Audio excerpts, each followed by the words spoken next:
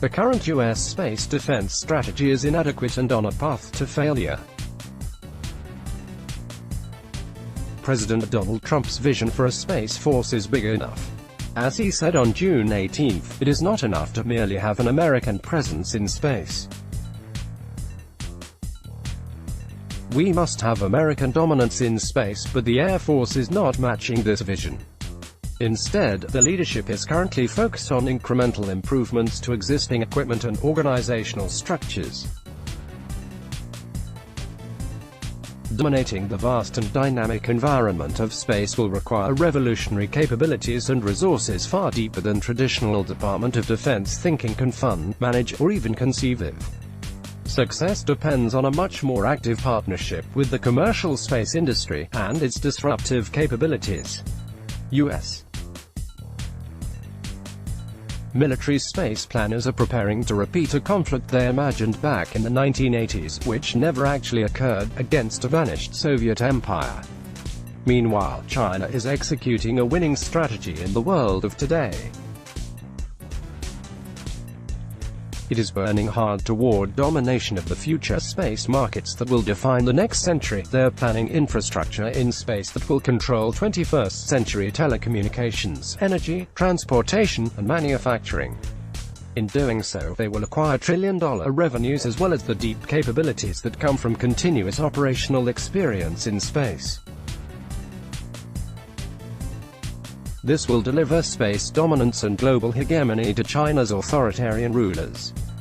Despite the fact that many in the policy and intelligence communities understand exactly what China is doing and have been trying to alert leadership, Air Force leadership has convinced the White House to fund only a slightly better satellite command with the same leadership, while sticking a new label onto their outmoded thinking.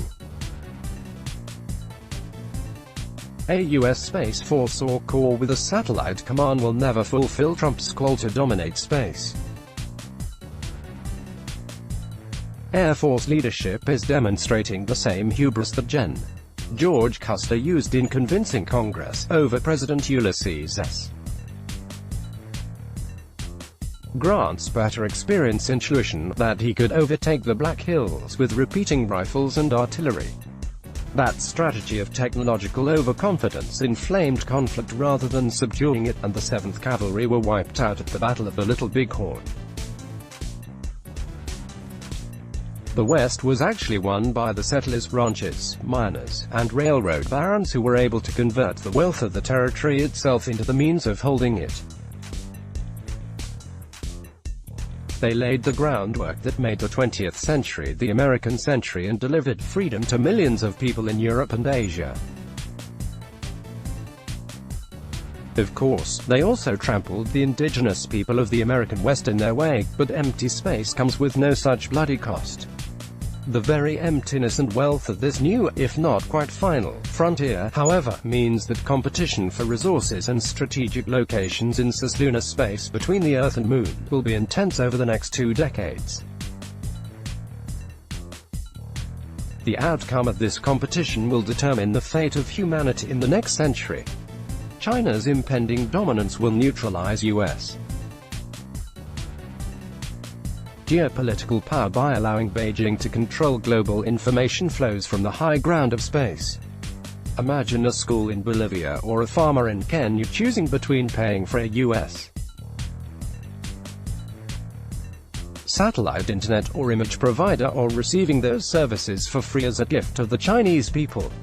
It will be of little concern to global consumers that the news they receive is slanted or that searches for free speech link to articles about corruption in Western democracies.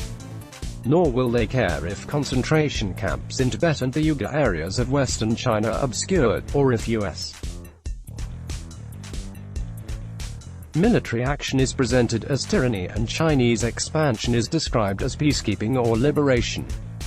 China's aggressive investment in space solar power will allow it to provide cheap, clean power to the world, displacing U.S.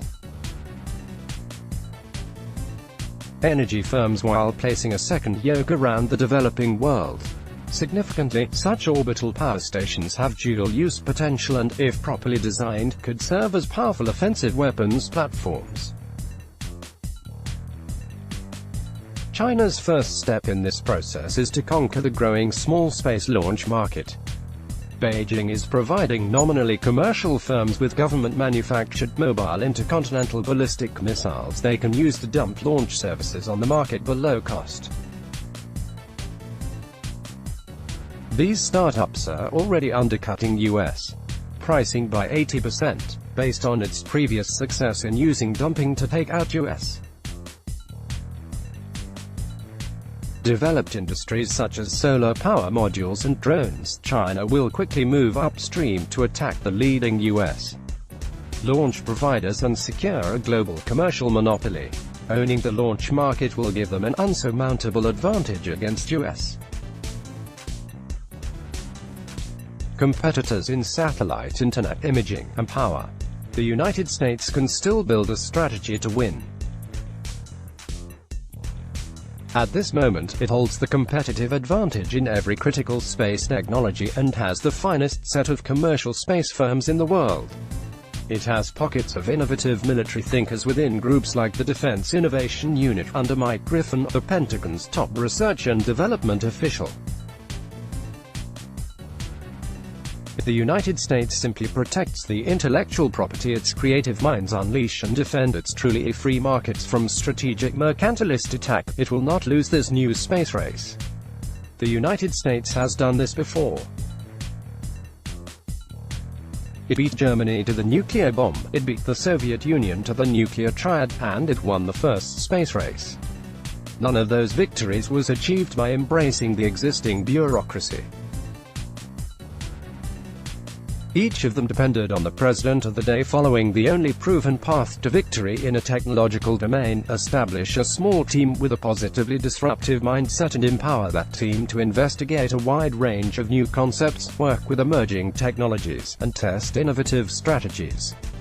Today that means giving a dedicated space force the freedom to easily partner with commercial firms and leverage the private capital in building sustainable infrastructure that actually reduces the likelihood of conflict while securing a better economic future for the nation and the world. Let's block ads. Why?